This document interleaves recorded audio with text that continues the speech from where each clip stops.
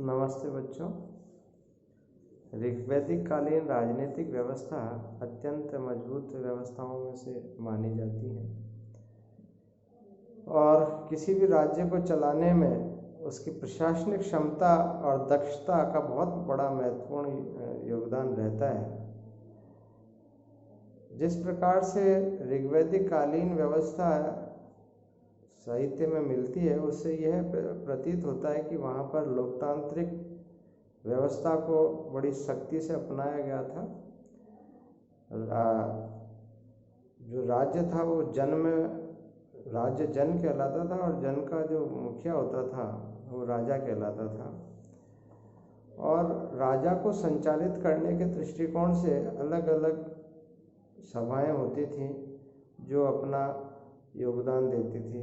उनमें से मुख्य हैं सभा, समिति, विदत और गण। ये चारों की चारों जो समितियां थीं, ये राजा को एक तरह से नियंत्रित रखती थी कि कहीं राजा सत्ता के मदोशी में ना आ जाए। जैसा कि शाश्वत सत्य है कि जितनी ज़्यादा ताकत व्यक्ति के पास आती है तो वह निरंकुश बन सकता है, तो उसको रोकने के दृष्टिकोण से ये चारों सभाएं थी और ये समय समय पर राजा को सलाह भी देती थी और उसको नियंत्रित भी रखती थी।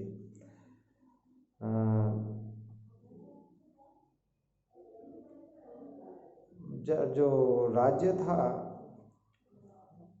वो राज्य में अत्यंत समृद्धि थी और उस समृद्धि का परिणति ये रही कि पूरे ऋग्वैदिक काल में किसी भी प्रकार का जो क्राइम रेट है वो बहुत ही नगण्य के बराबर था।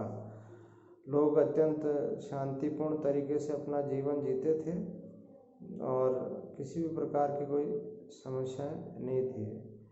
10 राजन का युद्ध ऋग्वेद में बहुत ही महत्वपूर्ण युद्ध के रूप में माना जाता था। इसके अतिरिक्त और किसी भी युद्ध का जिक्र ऋग्वेद में नहीं मिलता। जो प्रशासनिक व्यवस्था थी उसमें मुखिया सेनापति होता था, पुरोहित होता था, प्रजापति होता था और ग्रामीणी होता था जो गांव का मुखिया होता था। ये 4-5 जो मुख्य अधिकारी थे, इनका मूल कार्य राज्य की व्यवस्था को और सुरक्षा को संभालना होता था। इसके अलावा किसी भी प्रकार की कोई भी समस्या होती थी तो ये प्रशासनिक तंत्र सक्रिय होकर उस समस्या का निदान करता था।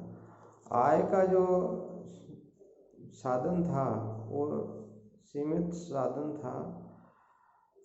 कर व्यवस्था का कोई सीधा उदाहरण नहीं मिलता, लेकिन कुछ शब्द ऐसे हैं जिनसे ये पता पड़ता है कि वहाँ पर कर भी इकट्ठा किया जाता था। जैसे युद्ध में यदि कोई वो राजा सामग्री लूटता था तो वो राज्य को मिलती थी और बलि जो कर था वो लोगों द्वारा राजा को प्रदान किया जाता था। राजा को गोपाला भी कहा जाता था। उत्तर वैदिक कालीन राजनीतिक व्यवस्था में ये जो लोकतांत्रिक प्रणाली थी वो राजाशाही के रूप में परिवर्तित होने लगी और अब जनपदों का गठन होने लगा। और जनपद इसलिए बनने लगे क्योंकि जब जनसंख्या बढ़ने लगी तो लोगों को उपजाऊ क्षेत्र खोजने के दृष्टिकोण से इधर उधर जाना पड़ता था और अधिकांश लोग वहाँ जाके रुकते थे जहाँ पर उपजाऊ जमीन होती थी और अधिकांश ये जमीन नदी के किनारे ही होती थी। राजा को भोपाला कहा जाता था और जो राज्य को चलाने के लिए जो कर इकट्ठा किया जाता था उसे भोग कहा जाता था। और यह मेरे जो प्राचीन भारत के इतिहास में पहला कर है जो वहाँ से जिसका उल्लेख मिलता है। 2 पद अत्यंत महत्वपूर्ण है, भागदुग और संगीतरा। भागदुग कार्य इकट्ठे करने का कार्य करता था, और संघमित्रा एक मतलब कोषाधिकारी के रूप में कार्य करता था। उनके धार्मिक जीवन के बारे में मैं आपको कल बताऊंगा। धन्यवाद।